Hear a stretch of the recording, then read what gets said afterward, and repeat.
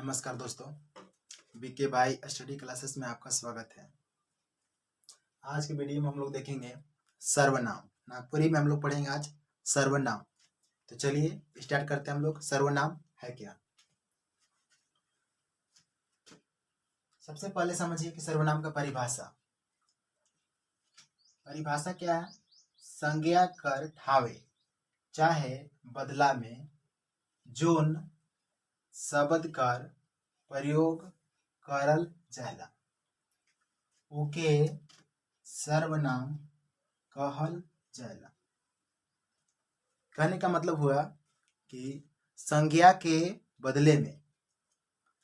बदले में जिस शब्द का प्रयोग किया जाता है वह जो है सर्वनाम कहलाता है। जैसे तोय, तोर, तोके, कोन, केउ, के, का, कोनो, केकरो, रौर, राउर, रावरे मन, अपने हैं, एहे, ओहे, कहाँ, काले, कखन। ये सब जितने भी शब्द हैं नागपुरी में, ये जितने भी शब्द हैं सभी के सभी ये सब सर्वनाम है। संज्ञा के बदले ये सब प्रयोग किए जाते हैं नागपुरी में। तो जितने बताएं ये सब क्या है कि सर्वनाम है। चलिए अब हम लोग देखते हैं कि सर्वनाम का प्रयोग क्यों करते हैं। देखिए सर्वनाम का प्रयोग जो है किसी भी, इसका काम समझिए, काम वही किसी भी वाक्य को ये सुंदर बनाता है, मतलब उसकी ये सुंदरता को प्रदर्शित करता है। पढ़े लिखे, पढ़ने और लिखने में वाक्य की सुंदरता को ये बताता है। इसीलिए हम लोग जो है सर्वनाम का प्रयोग करते हैं।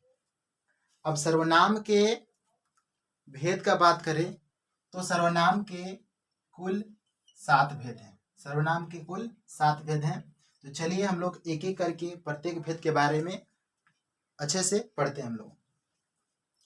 जिसमें सबसे पहला है पुरुषवाचक सर्वनाम। पुरुषवाचक सर्वनाम कहते किसे हैं? तो पुरुषवाचक सर्वनाम में दो होता है। एक होता है बोलवैया, दूसरा होता है सुनवैया। बोलवैया का मतलब बोलने वाला, सुनवैया का मतलब सुनने वाला। जैसे ये जैसे जो लिखा हुआ है नागपुरी में, जैसे हम उकर ले झूला लान ली तोड़ ले नहीं। हम उकर ले झूला लान ली तोड़ ले नहीं। तो इस वाक्य में जो है एक है बोलने वाला, इसको बोलते हैं बोलवैया। अब यहाँ पे देखिए हम जो है, हम मतलब कि हम, ये बोलवैया है, बोल रहा है। और तोर जो यहाँ पे है सुनवैया है। हम उकर ले झूला लान ली, ये बोल रहा है, तोड़ ले नहीं, ये जो है चुपचाप बेचारा, इसके लिए तो लाया नहीं है, ये चुपचाप सुन रहा है।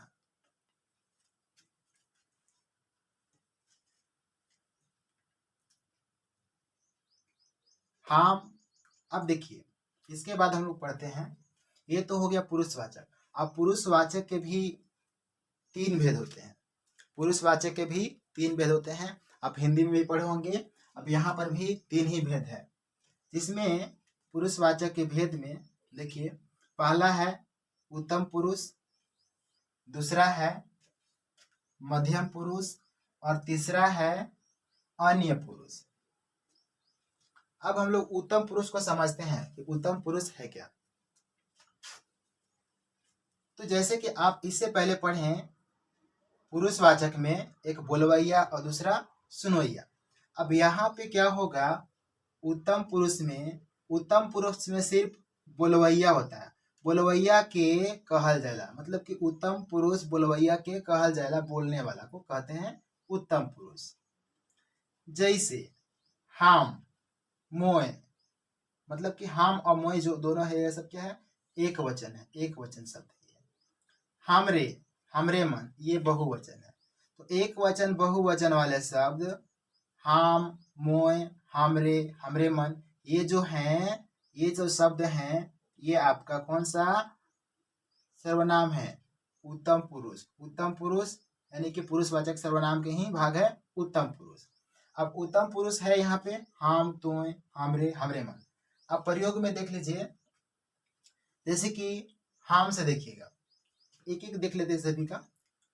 यहाँ पे हम, मोय है, तो मान के चलिए कि हम का प्रयोग करते हैं, तो हम ई काम कर रही, हम ई काम कर रही, मतलब कि हम ये काम किए हैं। अब देखिए मध्यम पुरुष, मध्यम पुरुष में समझिए, मध्यम पुरुष सुनवैया को कहा जाता है, मतलब कि जो सुनता है ना, उसको मध्यम पुरुष कहा जाता है। जैसे कि देखिए तोय, तोर, ये एक वचन हो गया। अब यहाँ पे देखिए कि ये सिर्फ सुनने का काम यहाँ पे कर रहा है। अब देखिए यहाँ पे तोय, तोर, यहाँ पे तोहरे, तोहरे मन हो जाएगा, तो यहाँ पे बहुवचन हो जाएगा। अब ध्यान दीजिए, इसमें क्या होगा कि सिर्फ सुनवैया, तोय पटना से कहिया आले, तोय पटना से कहिया आले, तोय पटना से कहिया आले, मतलब ये सुन रहा है, सिर्फ पूछ रहा है इसे कोई, तोय पटना से कहिया आले, मतलब तुम पटना से कब आया, ये चुपचाप सुन रहा है। इससे पूछा जाए तो ये सुनेगा ही ना। यहाँ पे ये जो हो गया तोय, ये सुनवैया हो गया। अब हम लोग देखते हैं अन्य पुरुष। अन्य पुरुष में जेकर बाबैत में कहल जायला, मतलब जिसके बारे में कहा जाता है वह क्या होता है? अन्य पुरुष होता है। जैसे यहाँ पे देखिए उ और ई, एक वचन, उमन और ईमन, ये हो गया आपका बहुवचन। अब देखिए उ से देखिए उ स्कूल जाए है, उ स्कूल जाए है, क्योंकि वह स्कूल गया है, वह स्कूल गया है। यहाँ पे उ जो है क्या है? तो अन्य पुरुष है। उ जो है अन्य पुरुष है। यहाँ पर उमन से भी कर सकते हैं, उमन पढ़त है, उमन पढ़त है। तो इससे यहाँ पर भी जो हो गया उमन आपका, ये क्या हो गया? अन्य पुरुष हो गया। अब हम लोग देखते हैं दूसरा, ये पहला था पुरुषवाचक, और पुरुषवाचक के उत्तम पुरुष, मध्यम पुरुष, अन्य पुरुष, तीनों को हम लोग देख लिए। अब हम लोग देखते हैं दूसरा सर्वनाम। दूसरा जो है आपका निजवाचक सर्वनाम है। तो निजवाचक सर्वनाम आपन, खुद कर, बोध होवेला, मतलब अपना खुद का बोध होता है, उसे जो है निजवाचक सर्वनाम कहा जाता है। अपना खुद का बोध होता है। जैसे हमरे अपने हैं नीचे, हमरे अपने हैं नीचे। फॉर एग्जाम्पल में देखिए हम अपने हैं जाओ, हम अपने हैं जाओ, यहाँ पे हम का जो प्रयोग किए, हम अपने हैं जाओ। यहाँ पे देखिए वो अपने हैं जाए, तो नीचे आते।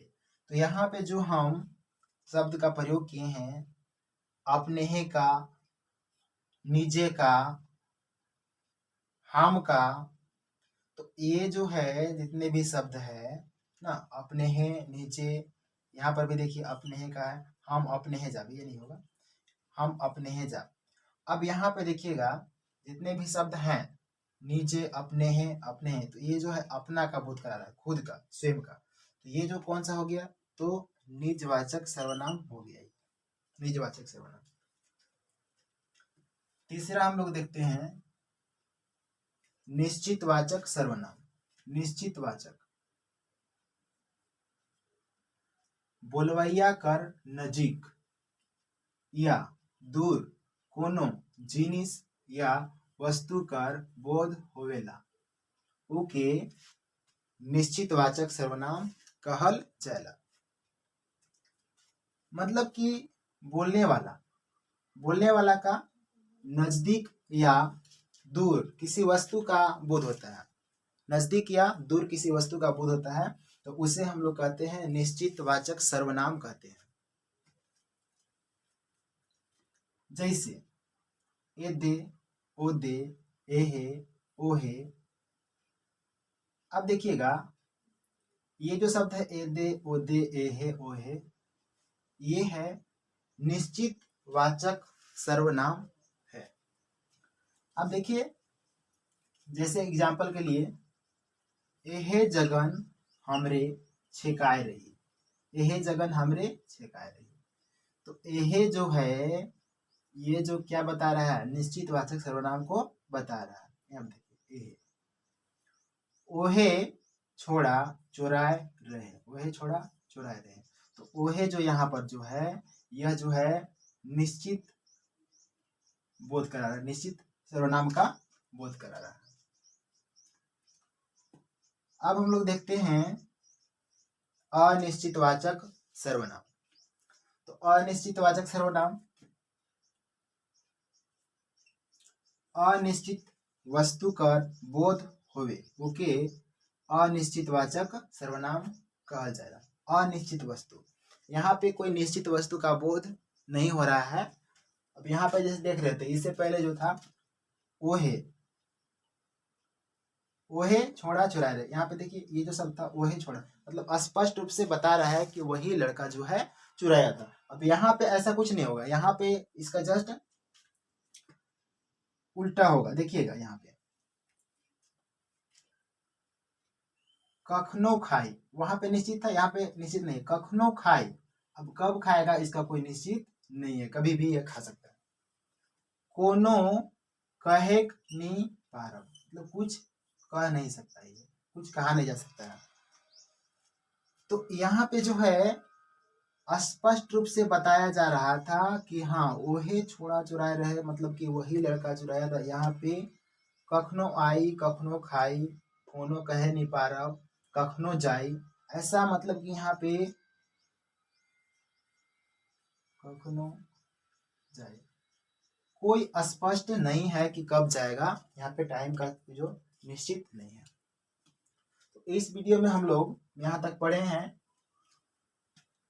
पुरुषवाचक, निजवाचक, निश्चितवाचक,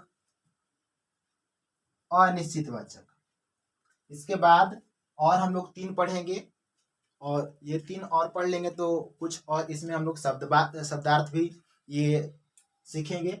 शब्दार्थ जब तक नहीं जानिएगा तो आपको नागपुरी में थोड़ा सा डिफिकल्ट होगा ये किसी चीज, किसी सेंटेंस को, किसी वाक्य को समझने में। तो अगले बार जब ये नेक्स्ट वीडियो में हम लोग आएंगे तो ये क्या करेंगे कि सबसे पहले ये इसका शब्दार्थ को भी, बहुत सारा शब्दार्थ भी लिखवाएंगे, 3 को बचा हुआ है उसको पढ़ लेंगे। उसके बाद हम लोग कुछ शब्दार्थ भी सीखेंगे इसमें, जैसे कि बहुत सारे शब्द है। तो जैसे यहाँ पे देखिए सुनवैया, तो यहाँ पे लिखेंगे हम लोग सुनने वाला, सुनने वाला को सुनवैया कहते हैं। तो आज के वीडियो में हम लोग इतना ही, ये इसके बाद हम लोग आगे पढ़ते हैं। आज की वीडियो में इतना ही रहने दीजिए। Thanks for watching this video, धन्यवाद।